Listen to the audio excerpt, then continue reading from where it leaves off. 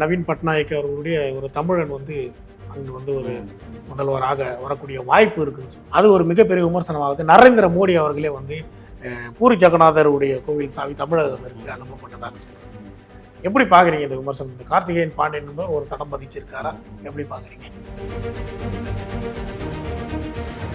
தமிழர்கள் திருடன்னு பச்சையா பகிரங்கமா சொல்றாரு. அமித்ஷாவுக்கும் மோடிக்கும் ஓட்டு போட்டோம். அமித்ஷாவும் மோடியும் குஜராத்திகள் வந்து தமிழரை ஆளலாம் இந்திய டெல்லியில் உட்காந்து. ஆனால் தமிழை ஒரிசாவில் ஆளக்கூடாது. அண்ணாமலை என்ன அரசியல் பண்ணார்னா ஜெயலலிதா ஒரு இந்துத்துவ தலைவர், இதை மாற்றுவதற்காக கொளுத்தி போட்டார். ஒடியாவை சார்ந்தவர் தான் அந்த மாநிலத்தை ஆள வேண்டும் என்பது அவருடைய விமர்சனம். அதே தானே சீமான் சொல்லிட்டு இருக்காரு பல வருடமா, ஒரு தமிழன் தான் தமிழகத்தை ஆள வேண்டும். இந்த முறை பல முறை வந்து போயிருந்தார், தமிழர்களுடைய வாக்குகளை பெற வேண்டும். அவருடைய அந்த பரப்புரையில் அவர் பேசக்கூடிய அந்த கருத்துக்கள்லாம் பார்த்துருப்பீங்க. இப்போது அங்கே பேசக்கூடிய அந்த தேர்தல் களத்தில் பேசக்கூடிய ஒடியாவில் இருக்கக்கூடிய தேர்தல் களத்தில் அவர் பேசக்கூடிய அந்த விமர்சனங்கள் எப்படி இருக்குது? பெரிய மாறுபட்டதான ஒரு முரண்கள் இருக்குது. இதை எப்படி பார்க்குறீங்க? காங்கிரஸ் தனியாரெல்லாம் வந்தால் கவுன்சிலர் எலெக்ஷனில் கூட ஜெயிக்க முடியும். விஜயும் சீமானும் கூட்டணி அமைப்பார்களா அப்படின்னு ஒரு கேள்வி. நீங்கள் எப்படி பார்க்குறீங்க? மோடியுடைய அரசியல் எதிர்காலம் முற்றுப்புள்ளி வைக்கப்படும், முடிவடையும். ஆமாம் ஆமாம். காங்கிரஸ் கூட்டணி வெற்றி, இந்தியா கூட்டணி வெற்றி, இந்தியா கூட்டணி வெற்றி பெறும், கண்டிப்பாக வெற்றி.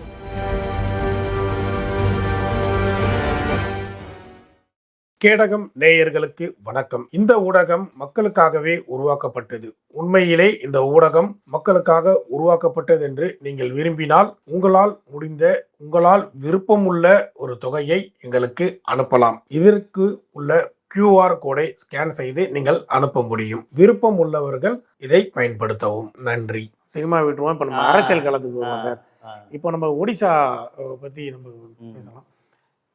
நவீன் பட்நாயக் அவர்களுடைய ஒரு தமிழன் வந்து அங்கு வந்து ஒரு முதல்வராக வரக்கூடிய வாய்ப்பு இருக்குன்னு சொல்லி அது ஒரு மிகப்பெரிய விமர்சனமாகுது. நரேந்திர மோடி அவர்களே வந்து பூரி ஜெகநாதருடைய கோவில் சாவி தமிழகத்திற்கு அனுப்பப்பட்டதாக சொல்றாரு. எப்படி பாக்குறீங்க இந்த விமர்சனம்? இந்த கார்த்திகேயன் பாண்டியன் என்பவர் ஒரு தடம் பதிச்சிருக்காரா? எப்படி பாக்குறீங்க? இல்லை, அவர் ஒரிசாவினுடைய நிழல் முதல்வர்னு குற்றம் சாட்டுறாங்க. அப்படி குற்றம் சாட்டுகிறவர்கள் ஒரிசா மக்கள் ஏற்றுக்கொண்டான். இதில் மோடிக்கு என்ன சிரமம் இருக்குது? இல்லை.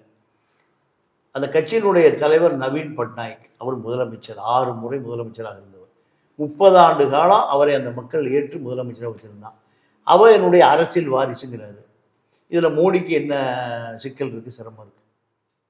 மோடியை பொறுத்த வரைக்கும் தமிழர்கள் திருடர்கள், தமிழர்கள் களவாணிகள், பூரி ஜெகநாதருடைய கருவறையில் இருக்கக்கூடிய தங்கம், வைரம், வைடூரியத்தெல்லாம் பூட்டி கொண்டு தமிழ்நாட்டில் சாவியை வச்சுட்டேன்னு சொல்கிறார் மோடி. அப்போது தமிழர்கள் திருடன்னு பச்சையாக பகிரங்கமாக சொல்கிறார். அடுத்த அமித்ஷா என்ன சொல்கிறாருன்னா, ஒரு உரியா மக்களை ஒரு தமிழன் ஆள்வதாங்கிறார். தமிழன் வந்து தமிழ்நாட்டோடு இருக்கணும், வேறு எங்கேயும் வரக்கூடாது. அமித்ஷாவுக்கும் மோடிக்கும் ஓட்டு போட்டோம். அமித்ஷாவும் மோடியும் குஜராத்திகள் வந்து தமிழரை ஆளலாம் இந்திய டெல்லியில் உட்காந்து. ஆனால் தமிழை ஒரிசாவில் ஆளக்கூடாது. இதுதான். அப்போது இந்த 2 விஷயங்களுமே தமிழ்நாட்டில் பிஜேபியை அந்நியப்படுத்துது. இதை மறைப்பதற்காக மீடியாக்களில்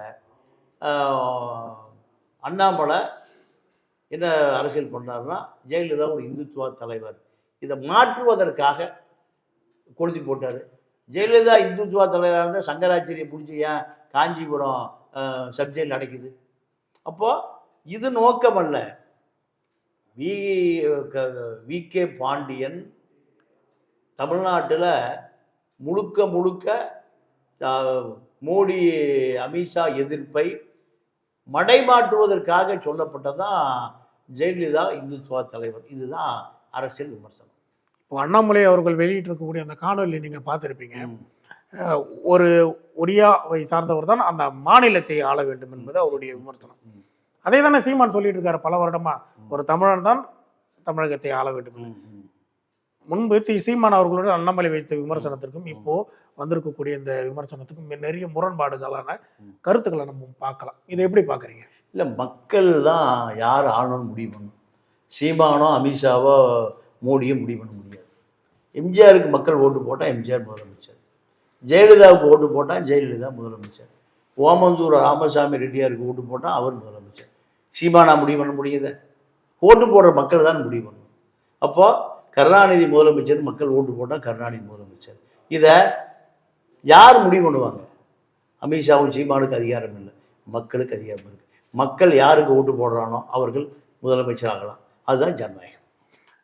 நாடாளுமன்ற தேர்தல் பரப்புரைக்கு தமிழகத்திற்கு நரேந்திர மோடி அவர்கள் இந்த முறை பல முறை வந்து போயிருந்தார். தமிழர்களுடைய வாக்குகளை பெற வேண்டும்னு அவருடைய அந்த பரப்புரையில் அவர் பேசக்கூடிய அந்த கருத்துக்கள்லாம் பார்த்துருப்பீங்க. இப்போது அங்கே பேசக்கூடிய அந்த தேர்தல் களத்தில் பேசக்கூடிய ஒடியாவில் இருக்கக்கூடிய தேர்தல் களத்தில் அவர் பேசக்கூடிய அந்த விமர்சனங்கள் எப்படி இருக்குது? பெரிய மாறுபட்டதான ஒரு முரண்கள் இருக்குது. இதை எப்படி பார்க்குறீங்க?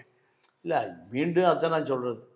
ஒரிசா மக்கள் வி.கே. பாண்டியனை ஏற்றுக்கொண்டால் அவர் முதலமைச்சராகல, துணை முதலமைச்சராகல.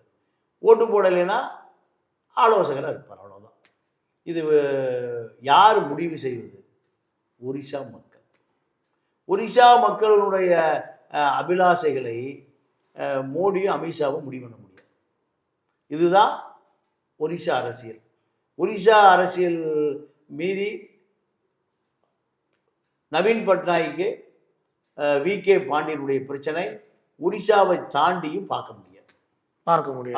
ஒரிசா உள்ள விஷயம்தான். ஒரிசா மக்கள் சார்ந்த பிரச்சனை அது. இதை அமித்ஷாவோ மோடியை முடிவு பண்ண முடியாது. ஒரிசா மக்களுடைய பிரச்சனையை ஒரிசா மக்கள் தான் தீர்மானிக்கணும். ஒரிசா மக்கள் இப்போ 7வது முறை முதலமைச்சராக போகிறார் யார்? நவீன் பட்நாயக். அப்போ மோடியுடைய கருத்து, அமித்ஷாவுடைய கருத்து தூர தூக்கி எறியப்படும். இது நாடாளுமன்ற தேர்தல் முடிவுகள் எப்படி இருக்குன்னு எதிர்பார்க்குறீங்க? மோடியுடைய அரசியல் எதிர்காலம் முற்றுப்புள்ளி வைக்கப்படும், முடிவடையும். ஆமாம். காங்கிரஸ் கூட்டணி வெற்றி பெறும், இந்தியா கூட்டணி வெற்றி பெறும். இந்தியா கூட்டணி வெற்றி பெறும், கண்டிப்பாக வெற்றி பெறும். அதிகாரப்பூர்வமாக சொல்றீங்க. அண்ணாமலையுடைய பரப்புரை இந்த தேர்தல் காலத்தில் மிக பயங்கரமாக இருந்தது, நீங்கள் பார்த்துருப்பீங்க. அண்ணாமலை வெற்றி பெறுவாரா? அண்ணாமலையுடைய பரப்புரை எப்படி? அண்ணாமலை வெற்றி பெற முடியாது. பாரதிய ஜனதாவுக்கு எவ்வளவு பெரிய சாதகமாக இந்த வாட்டி ஒரு சீட்டு கூட கிடைக்காது. 40 சீட் திமுக கூட்டணி தான் வெற்றி பெறும். காங்கிரஸும் திமுகவும் உடையுதுன்னு சொல்றாங்க, உண்மையா? இல்லை, வாய்ப்பு இல்லை.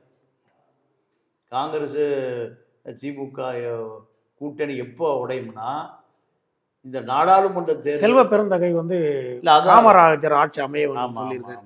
அப்போ ஏற்கனவே திராவிட முன்னேற்ற கழகம் இப்போ ஒரு ஆட்சி போய் நடத்தி கொண்டிருக்கிறார்கள். காமராஜர் ஆட்சி அமைய வேண்டும் என்றால் ஒரு ஆட்சி மாற்றம் இருக்க வேண்டும் தான் அர்த்தம். ஆமாம் ஆமாம். இல்லை, அப்போ காங்கிரஸுக்கும் திமுகவுக்கும் மிகப்பெரிய விரிசல் ஏற்படுதான்ற ஒரு கேள்வி இருக்குல்ல? இல்லை, காங்கிரஸ் ஆட்சி அமையணும்னு டெல்லி தலைமையும் செல்வ பெருந்தகை நினைக்கிறாங்க. மக்கள் ஓட்டு போட்டால் காங்கிரஸ் ஆட்சி அமையும். அப்போ 2026 தேர்தல் தனித்து போட்டியிட தயாராக இருக்கிறார்களா? காங்கிரஸும் உங்களுக்கு கிடைச்சிருக்கக்கூடிய தகவல்? இல்லை, காங்கிரஸ் தனியாரெல்லாம் வந்தால் கவுன்சிலர் எலெக்ஷனில் கூட ஜெயிக்க முடியாது. காங்கிரஸ் 67லேயே காணாம போச்சு. இத்தனை ஆண்டு காலம் அதை உயிரோடு வச்சுருந்தது திமுக தான். இப்போ ஒரு ஆந்திராவில் ரேவந்த் ரெட்டி ஜெயித்ததை போல், கர்நாடகாவில் காங்கிரஸ் ஜெயித்ததை போல் இங்கே ஜெயிக்கணும்னு இங்கே காங்கிரஸ் தலைமை. காமராஜர் ஆட்சி அமைய வேண்டும்னு செல்வ பெருந்தகை எதை வச்சு அந்த கருத்தை சொல்லி? அவருடைய ஆசை, இந்த கட்சி தலைமையினுடைய ஆசை, அதான் அவர் சொல்கிறார். ஆனால் மக்கள் ஓட்டு போட்டால் காமராஜர் ஆட்சியும் வரும், கக்கன் ஆட்சியும் வரும்.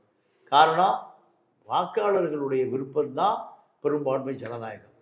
இது மக்கள் தயாராக இருக்கிறார்கள். அப்போ மாற்றத்திற்கே காங்கிரஸ் எதிர்பார்க்கிறதுன்னு புரிஞ்சுக்கலாம். அப்போ திமுகவுக்கும் காங்கிரஸுக்கும் ஒரு விரிசல் இருக்கு. ஆமாம், அவன் அதிகாரத்துக்கு வரத்தானே பார்ப்பான். இந்த கேப்பில் தமிழக வெற்றி கழகத்தின் தலைவர் விஜய் அவர்களும் காங்கிரஸும் கூட்டணி வைப்பார்கள், அதை எப்படி பார்க்குறீங்க? இல்லை, காங்கிரஸ் தனியாக தான் நிற்கும். விஜயோடு ஏற்கனவே விஜய் அவர்களை காங்கிரஸ் கூப்பிட்டு மரியாதை யார் வேணா பேசுவாங்க, ஸ்டாம்ப்லாம் வெளியிட வச்சிருக்காங்க. அவருடைய அரசியல் வருகை வந்து நீங்க வரணும்னு அழைப்பெல்லாம் கொடுத்துருந்தாங்க. அதெல்லாம் இருக்கத்தான் செய்யும். ஆனால் காங்கிரஸ் தனிச்சு ஆந்திராவை போல வெற்றி பெறுவதற்கு தான் காங்கிரஸ் முயற்சி. விஜய் குறித்து ஒரு இருக்கு. இந்த உலக பட்டினியாளர்கள் தினம் வந்து கொண்டாடி இருந்தாங்க. புசி ஆனந்த் அவர்களிடம் செய்தியாளர்கள் கேள்விகள்லாம் வைத்திருந்தாங்க. எதுவுமே ஒரு பகிரங்கமான ஒரு பதில் கொடுக்கல அவரு. விஜயும் சீமானும் கூட்டணி அமைப்பார்களா அப்படின்னு ஒரு கேள்வி.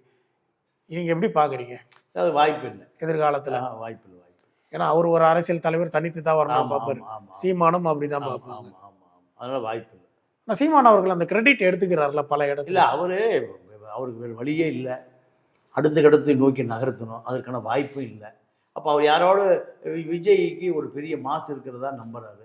அதனால் விஜயை கேட்குறாரு. விஜய் இவரோட கூட்டணி சேர்ந்தால் ஆரம்பத்திலேயே இந்த கூட்டணி மக்கள்கிட்ட எடுபடாது. சீமான் அவர்களை பற்றி புசியானந்த் அவர்களிடம் ஒரு கேள்வி முன்வைக்கிறாங்க. மாநாட்டிற்கு தமிழக வெற்றிகளுடைய முதல் மாநாட்டிற்கு சீமான் அவர்களுக்கு அழைப்பு விடுக்கப்படுமா அப்படின்னு சொன்னாங்க. அழைப்பு விடுக்கப்பட்டால் நான் போவேன்னு சொல்லி சீமான் அவர்கள் சொல்லியிருந்தாங்க. புசியானந்த் அவர்கள் வந்து இருக்கணும் சொல்ல இல்லைன்னு சொல்ல பூசி மொழிட்டு போயிட்டே இருக்காரு. அதை எப்படி பார்க்குறீங்க? இல்லை, முடிவு பண்ணபடி புசி ஆனந்த் இல்லை, விஜய் தான் முடிவு. பொது செயலாளராக இருக்காரு. ஆமாம், அப்படின்னு அவருக்கும் ஒரு அதிகாரம் இல்லை. இல்லை இல்லை இல்லை விஜய் தான் முடிவு பண்ணணும். அரசியல் சூழல் எப்படி வருது, சீமானுடைய ஸ்டாண்ட் என்ன, தன்னுடைய ஸ்டாண்ட் என்ன, இதை பொறுத்து அந்த மேடையில் யார் அது எந்த கட்சி தலைவர்கள் கூட்டணி கட்சி தலைவர் வர போகிறாங்க, காங்கிரஸ் வர போகுதா இல்லை வேறு யார் வர போகிறாங்க, இதெல்லாம் இறுதி முடிவு தான் விஜய் முடிவு செய்வார். அதுதான் அரசியல் கட்சி நடத்துவதற்கான சூழல். அதெல்லாம் கேட்டு எது எதிர்காலத்துக்கு நல்லதோ அதை தான் முடிவு செய்வதை தவிர முதல் கோணல் முற்றும் கோணலாக அது மாறாது. அதனால் இறுதி முடிவு விஜயினுடையதை தவிர புசி ஆனந்தனுடையது அல்ல. மைக் சின்னமே தன்னுடைய தனக்காகத்தான் விஜய் வச்சிருக்காருன்னு சீமான் அவர்கள் சொல்லக்கூடியதை பார்த்துருப்போம். எல்லாமே விஜய்க்கே சீமானுக்கு ஆதரவாக இருக்கக்கூடியதான் விஜயோடைய கருத்துக்கள்லாம் இருக்கிறதா அவங்க பார்க்குறாங்க. இப்படி ஒரு கருத்து இருக்கும்போது அதை வந்து பின்புலத்தில் என்ன இருக்குன்றதை சொல்லி ஆகணும்ல சார். ஏன் அதை மறைக்கப்படுது? அதுக்கு பின்னணியில் இருக்கு. விஜய்க்கு தான் அந்த அரசியல் லாப நட்ட கணக்கு பொறுப்பு. விஜய் தமிழக வெற்றி கழகம் முழு பொறுப்பு, லாப நட்ட பொறுப்பு யாருக்கு சொந்தமானது? விஜய்க்கு தான். அதனால் எப்போ சொல்லணும், ஏன் சொல்லணும், எதற்காக சொல்லணும், யாரை சொல்லணுங்கிறது மாநாடு இறுதி வருகிற பொழுது ஒரு 2 நாளைக்கு முன்பு 3 நாளைக்கு முன்போ தான் அது இறுதி செய்யப்படும். அதுதான் ஒரு கட்சி தலைமைக்கினுடைய பண்பு, தலைமை பண்பு. நன்றி, வணக்கம்.